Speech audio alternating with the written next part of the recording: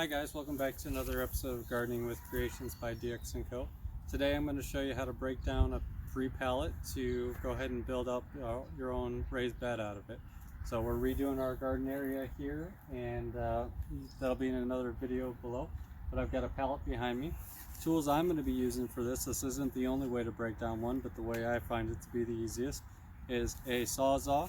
I've got a blade on here that's meant for cutting both wood and metal, bi-metal blade and wood blade. I got this particular one at Harbor Freight for only $20, and the blade variety pack of blades for about $6. So for 26 bucks, it's an easy way to go and last for a while.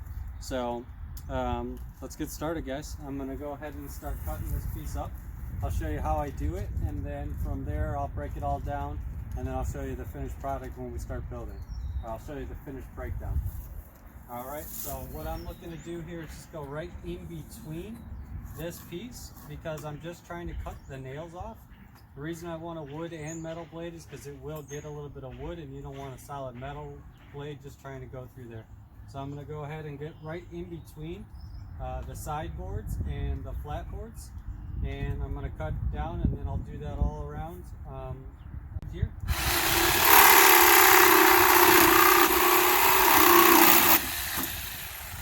there you have it. I've got the loose board. From there you can go ahead and pop these nails out of the nail holes if you want. I don't mind them being in there for the projects I do, and I'll show you what after we're all said and done, after this is broken down, all the pieces and what it looks like. Okay guys, so there you have it. I've got that pallet broken down that we talked about, was right there. As you can see, I've separated into 3 separate piles. Those were what was the top of the pallet. Those were the pieces that were the bottom of the pallet. And these were the sides of the pallet. It looked like nice 2x4s. So what we're going to be using today is these particular 2x4 looking pieces are going to be our uprights, and I'll show you what that means in a little bit here as we start building.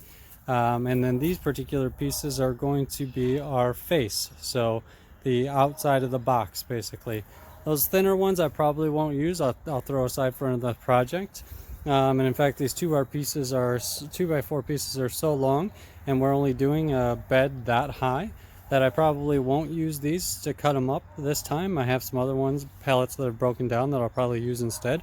Save these for another project, probably the boys' treehouse, as we've been working hard on that at the same time. But I wanted to show you what a broken down pallet looks like, and I'll show you the next steps when it comes to building here. Okay, so first step, guys, when building this is get your pieces that we talked about that are going to end up being your support beams, basically. Now you can sink these in the ground. I don't plan on it because I want this box to be movable later on. It'll be nice and secure once it's all squared up and everything. So this particular piece is going to be my support piece, but as you can see, it's way too long.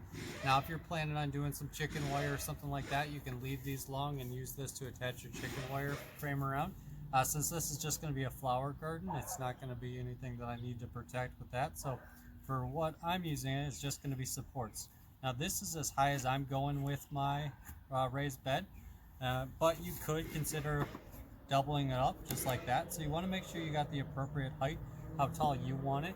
You can go as high or as shallow as you want with these type of things.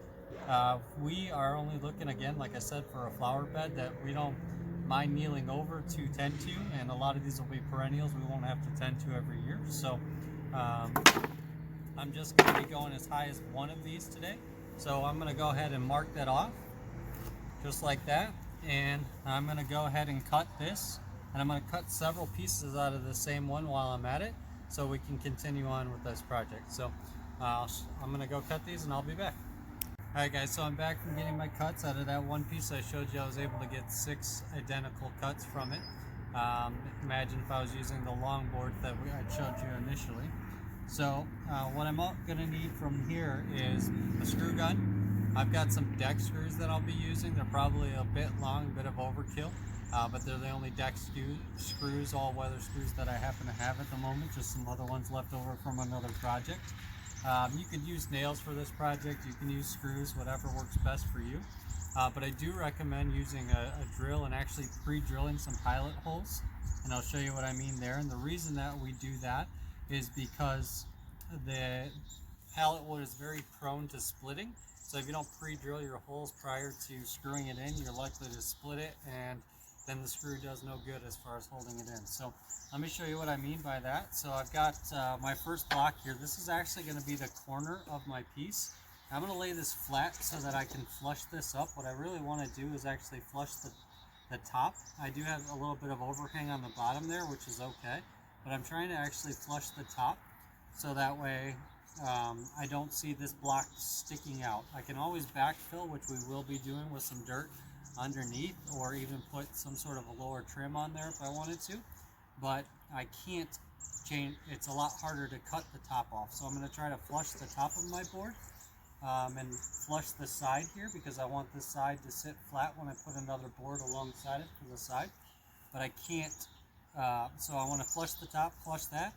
I'm going to take my drill for pre-drilling, and I'm going to drill a pilot hole at the top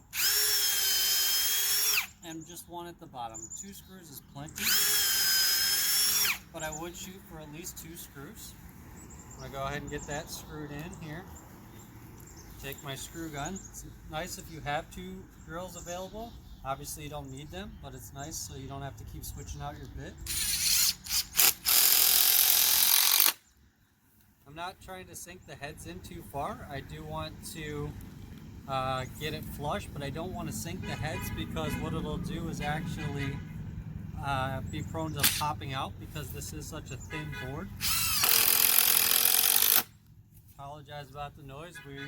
The neighbor is having a birthday, and unfortunately can't celebrate with friends, as you know. So because this is going to be my runner board, I need this board to go about halfway, because I need something else to screw into when I put the next board there. So you do not want to flush this one with the end like we did on this board. You want to keep it in the center, because it's now becoming our support for the next board in the run. So you want to split this right down the middle. You can do that with a pencil or by eye, whichever is easiest for you. So what I'm going to do is lay it flat just like I did before. I'm going to flush the top. Like I said, I want the top to remain flush.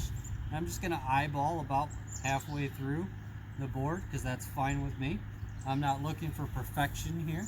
I can always touch it up with some paint later if we decide to paint these white. I'm going to drill my pilot hole and another pilot hole there.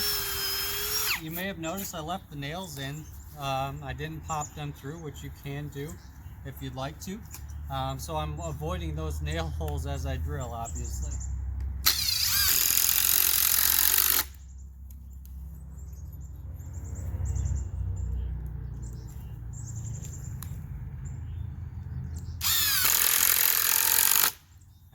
So there you have it. There's the first run of your bed. Now what I'm going to do here is take this piece on the side and I'm going to put it there. Notice I left that end flush there, so I have something to screw into there. Now this is where it gets a little tricky. I can't lay this flat like I did. So if you have a clamp to hold that on there, that's good. If you have some help you can hold it up, that's good. But I've been doing this kind of stuff long enough that I'm just going to hold it like this. Drill my pilot hole. Be very careful when working with any power tools. And before I move on to the next pilot hole, I'm going to put a screw in there to hold it in place.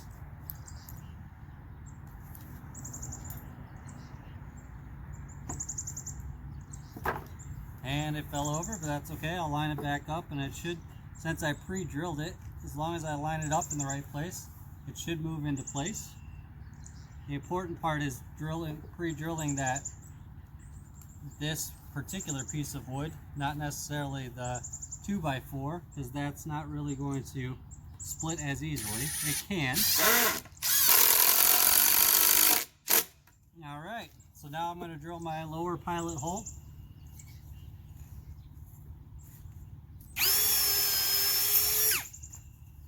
Put that last screw in there.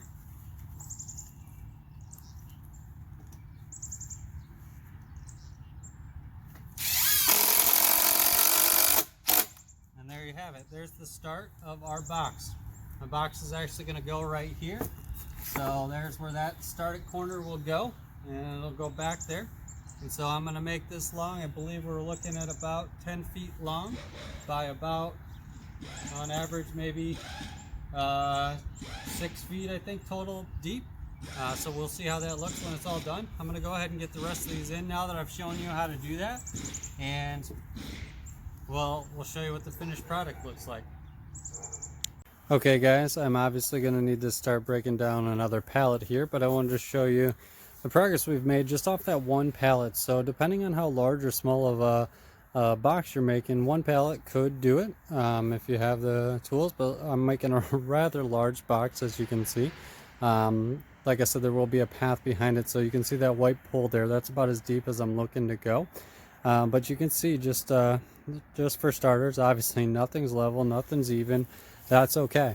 I plan to backfill and raise all that soil level, and so this will be a nice little flower bed when we get it done. And I think I'm going to paint it white to match those poles, and it'll also eventually match the greenhouse fence for the garden there. So all that'll get painted white. It'll look nice with some exterior white paint, but that's the start there. I'll show you guys the finished product, but I wanted to show you, bring you in close here really quick and kind of show you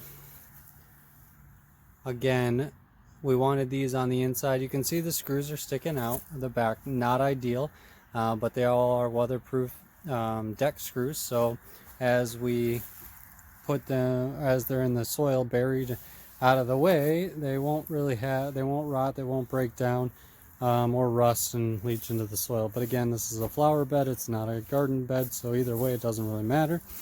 You know, this isn't a long-lasting raised bed. If you want to line it with plastic on the inside, you absolutely can, and you can do other things like stain, other kind of weatherproofing. You can do all that before you start your project if you wanted to, but I wanted to give you guys a glimpse of where we're at so far and show you what the finished product is after we're done. All right guys, there you have it. There's the finished project of the how to build a raised bed. Not finished project, but finished as far as the actual raised bed itself. You can see not a lot to it, just making sure you have each of these pieces in play to support your pieces. All of this is out of free pallet wood. The only cost I have invested in this is obviously the screws, which I already had on hand. And then obviously the tools that I needed was my chop saw and my sawzall.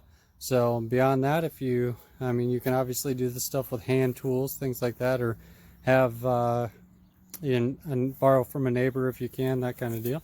So a lot of people have questions about what to do with their raised beds and how to save money on filling them. We're going to fill them, and we'll actually do that in another video, as our other video of actually doing this garden, which we started today. And so hit the notification bell for that. But in general, I'll give you an idea. We're going to be putting sticks down as a layer of that, and then leaves on top of that. I am going to throw some weed barrier down, and then we're going to cover all that with soil. So we're going to raise the level of this bed without spending a whole lot of money on dirt at all. So there you have it, guys.